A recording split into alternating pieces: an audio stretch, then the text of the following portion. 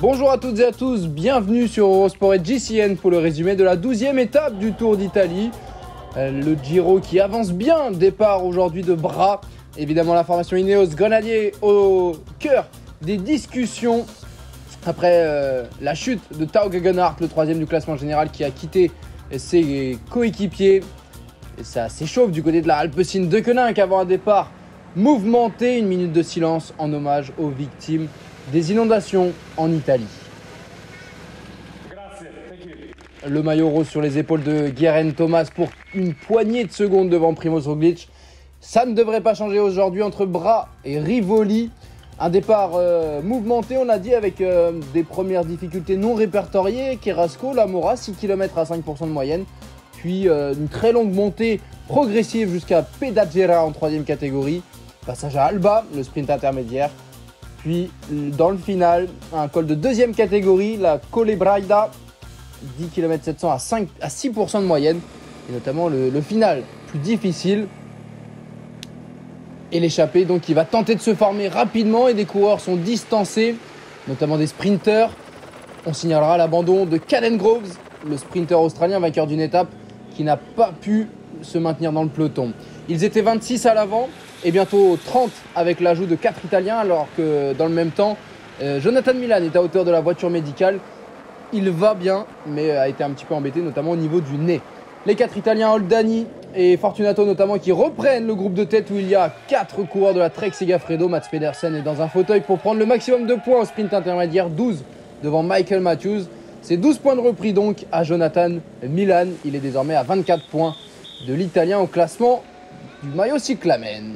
Et regardez, alors que le groupe de 30 ne s'entendait plus, eh bien ils sont 5 à prendre la poudre d'escampette, avec notamment Tom Skuins, le laiton de la formation Trek Segafredo, qui paraissait comme peut-être le plus fort, alors que Samuele Battistella était devant et l'Italien d'Astana s'est relevé, ou en tout cas n'a pas été en mesure de suivre le groupe de tête, victime de maux d'estomac, mais également de vomissements. À l'avant, Skuins est accompagné de Nico Denz, Sebastian Berwick et Alessandro Tonelli, chute dans le peloton. Oh, une grosse chute avec notamment Jack Haig pour la formation Bahreïn. On a vu également des coureurs de la DSM aller au sol. Et le peloton, l'échappée qui passe pour la première fois sur la ligne d'arrivée, alors que le groupe de 25 environ unités qui vole en éclats. On a vu Bettiol, on a vu Mollema qui essayait. À l'avant, c'est compliqué pour Tonelli dans la dernière ascension. Le Collebraida qui fait mal, évidemment. Ça attaque également avec Alex Baudin, Marco Frigo et Nico Denz, l'Allemand de la Borans-Grohe, qui s'arrache, qui donne tout ce qu'il a pour s'accrocher aux roues de Skuins et du surprenant Sebastian Berwick. Le coureur australien de la Israel Première Tech qui se défend bien. Le peloton géré par la formation Ineos à plus de 8 minutes de la tête de course. On descend pleine balle, direction Rivoli.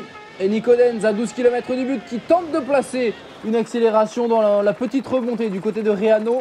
Un petit peu moins de 2 km à 3,3% de moyenne. Et bien tout le monde est revenu.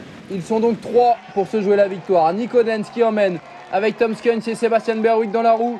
Les 3 n'ont jamais gagné sur un grand tour. Ce serait forcément une première. Nico Denz qui, en puissance, en tête, emmène Tom Skuins dans la roue pour la Trek Segafredo. Sebastian Berwick est battu. Nico Denz toujours. Nico Denz encore qui regarde sous son bras. Et Nico Denz qui ne sera pas remonté. 50 mètres de la ligne. Tom Skuins se relève. C'est la victoire allemande encore pour Nico Denz de la Borans-Grohe. Après Pascal Ackermann, les Allemands ont le vent en poupe. Victoire de Nico Denz pour la Borans-Grohe. On se souvient, il avait remporté une étape notamment sur le Tour de Suisse. Et les battus derrière qui en finissent. On a vu notamment Oldani, Patrick Conrad ici, l'équipier de Nico Denz. Et c'est donc Nico Denz qui vient à bout de cette 12e étape. Magnifique dénouement pour l'Allemand qui s'est accroché dans la dernière montée. Il avait remporté également le Tour de Vendée. C'était en 2018. Le reste du top 10 avec Tonelli qui prend la 4e place devant Marco Frigo. Ilan Van Wilder, la Soudal Quick-Step qui n'a plus beaucoup de coureurs. Mais Van Wilder s'est bien battu. Bettiol, Scaroni. On retrouve Alex Baudin dans le top 10. Laurent Suisse. Valentin Paré-Peintre est 13e alors que le peloton maillot rose coupe la ligne emmené par Pavel Sivakov. Avec 8 minutes et 19 secondes de retard au classement général. Pas de changement au sein du top 10. Patrick Conrad est 13e et a repris du temps.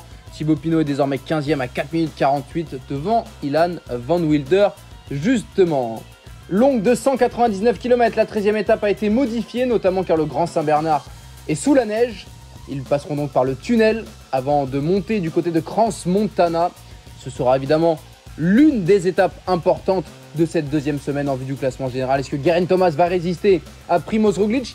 Évidemment, Ineos a perdu Tao Geoghegan Hart. Ce sera intéressant de voir si d'autres coureurs viennent dans le jeu au classement général, comme Joao Almeida par exemple. Ce sera à suivre en intégralité sur Eurosport et GCN.